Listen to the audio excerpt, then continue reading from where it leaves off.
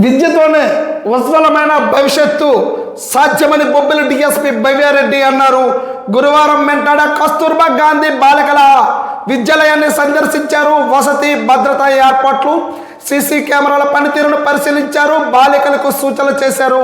వీటిలో CI Ramana, Andhra Bondapalli, ASL Sitaram, Mahesh ఉన్నారు. విద్యార్థులతో మాట్లాడుతున్న డిఎస్పీ భవ్యారెడ్డి చూస్తూనే ఉన్నాం. అయితే మహిళలకైతే మాత్రము విద్యార్థులు ఖచ్చితంగా చదువుకోవాలి, భవిష్యత్తులో అయితే మాత్రం విద్యతోనే రాణించగలరని చెప్తూ ఉన్నారు.